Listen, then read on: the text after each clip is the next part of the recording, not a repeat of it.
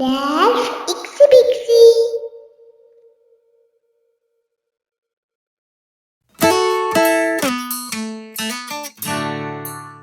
Mutton கட்லெட்டுக்கு தேவையான ingredients பார்த்துடலாம். இப்போ நான் 1/4 கிலோ கொத்துக்கறி எடுத்து வச்சுருக்கேன். அதை நம்ம ப்ரெஷர் குக்கருக்கு மாற்றிடலாம். அப்புறம் ஒரு 1/4 டீஸ்பூன் மஞ்சப்பொடி,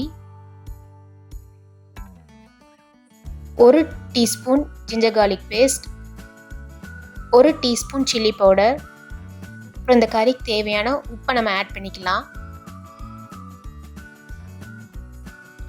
இப்போ வந்து நம்ம எல்லாத்தையும் மிக்ஸ் பண்ணிவிட்டு கொஞ்சம் தண்ணி ஊற்றி, இந்த கறி மூழ்கிற அளவுக்கு நம்ம தண்ணி ஊற்றி நம்ம வந்து ப்ரெஷர் குக் பண்ணி எடுத்துடலாம். இப்போ நம்ம வந்து குக்கரை மூடி ஒரு 3 to 4 விசில்ஸ் வச்சு எடுத்துடலாம். நம்ம செக் பண்ணலாம், நமக்கு வந்து மட்டன் வெந்திருக்கான்னு பார்க்கலாம். செக் பண்ணி பார்த்தா நல்லா வெந்திருக்கு. இப்போ வந்து இந்த குக்கரில் வந்து கொஞ்சம் தண்ணி இருக்குது அந்த கறியில். ஸோ நம்ம என்ன பண்ணுறோன்னா தண்ணி வந்து வற்ற வைக்கிறோம். தண்ணி வற்றினதும் இப்போ வந்து நமக்கு வந்து கறி வந்து ரெடியாக இருக்குது. இந்த ஸ்டேஜில் நம்ம ஆஃப் பண்ணிடலாம். இப்போ நம்ம ஒரு கடாய் எடுத்துக்கலாம். அதில் ஒரு 2 டேபிள்ஸ்பூன் ஆயில் ஆட் பண்ணிக்கலாம். நான் 2 பச்சை மிளகாவை குட்டி குட்டியாக கட் பண்ணி வச்சுருக்கேன், அதை சேர்த்துக்கலாம். அப்புறம் ஒரு 2 பூண்டு, அதை குட்டி குட்டியாக கட் பண்ணி வச்சுருக்கேன். சின்ன பீஸ் இஞ்சி, அதையும் நான் குட்டி குட்டியாக கட் பண்ணி அதையும் சேர்த்துருக்கேன். கொஞ்சம் கருவேப்பிலை,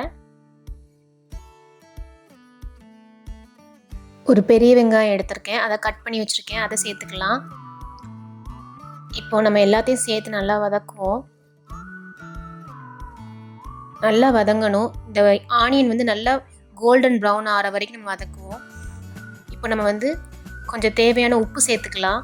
நம்ம ஆல்ரெடி வந்து கொத்துக்கறியில் கொஞ்சம் உப்பு சேர்த்துருக்கோம், நல்லா பார்த்து சேர்த்துக்குங்க. நல்லா வதக்குங்க.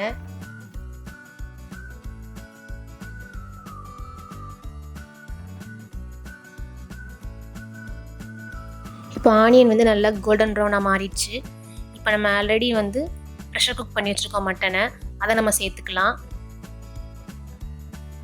நல்லா மிக்ஸ் பண்ணணும். இந்த ஆனியனும் இந்த கறியும் வந்து நல்லா ஒன்றோட ஒன்று சேர்ந்து வரணும். அதனால நம்ம நல்லா கிண்டி விட்டுட்டே இருக்கலாம்.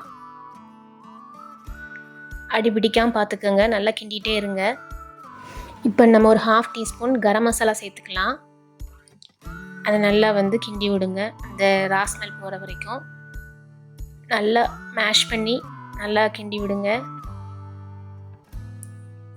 அப்புறம் நான் ஏற்கனவே ஒரு 2 பொட்டேட்டோவை பாயில் பண்ணி நல்லா மேஷ் பண்ணி வச்சுருக்கேன், அதை நான் ஆட் பண்ணிக்கிறேன்.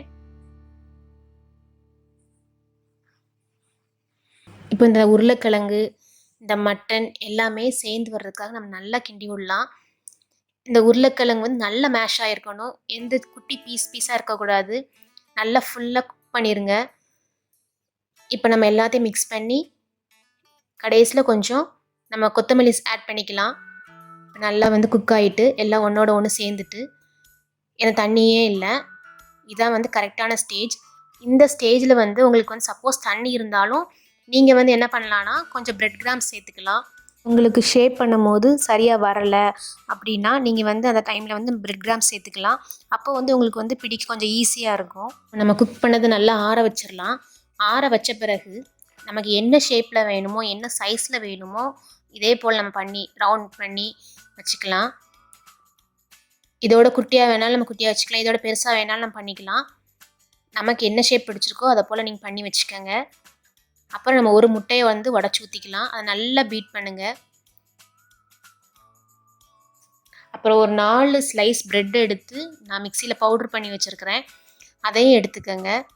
இப்போ நம்ம வந்து கட்லெட்டை எடுத்து முள்ளங்கையில் வச்சு இப்படி ரவுண்ட் ஷேப்னா ரவுண்ட் ஷேப் பண்ணி எக்கில் டிப் பண்ணி பிரெட் கிராம்ஸில் வந்து நம்ம நல்லா கோட் பண்ணி எடுத்துடலாம். ஃபுல்லாக எல்லா சைட்லுமே வந்து அந்த பிரெட் கிராம்ஸ் வந்து நல்லா கோட் ஆகாமல் பார்த்துக்கோங்க. அகெயின் ஒரு உருண்டை எடுத்துக்கலாம். இதை நடுவில் ப்ரெஸ் பண்ணிவிட்டு 2 சைடுமே நல்லா டிப் பண்ணிடுங்க எக்கில். அப்புறம் பிரெட் கிராம்ஸில் ஃபுல்லாக கோட் பண்ணிடுங்க. அப்புறம் உள்ளங்கையில் வச்சு ஒரு ப்ரெஸ் கொடுத்துருங்க. இதே மாதிரி நம்ம வந்து எல்லா உருண்டையும் செஞ்சுட்டு இப்போ நம்ம உடனே ஃப்ரை பண்ணாலும் பண்ணலாம். ஆனால் நம்ம ஃப்ரிட்ஜில் வந்து ஒரு அட்லீஸ்ட் ஒரு 1 hour to 2 hours வச்சோம்னா ரொம்ப நல்லாயிருக்கும். அது நல்லா செட் ஆயிரும். அதுக்கப்புறம் நம்ம வந்து ஃப்ரை பண்ணாலும் நல்லாயிருக்கும்.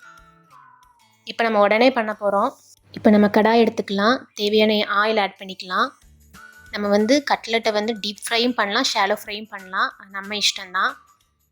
இப்போ நம்ம ஃப்ரை பண்ணிடலாம். மீடியம் ஃப்ளேமில் வச்சு பண்ணுங்கள். தீயை வந்து ஃபுல்லாக வைக்காதீங்க. வச்சா வந்து நம்ம சீக்கிரம் கருகிரும்.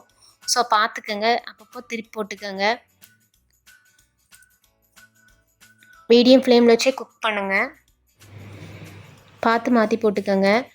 2 சைடும் குக் ஆகிட்டான்னு செக் பண்ணிக்கோங்க. இப்போ நம்ம கட்லெட் வந்து ரெடி ஆகிட்டு நம்ம பிளேட்டுக்கு மாற்றிடலாம்.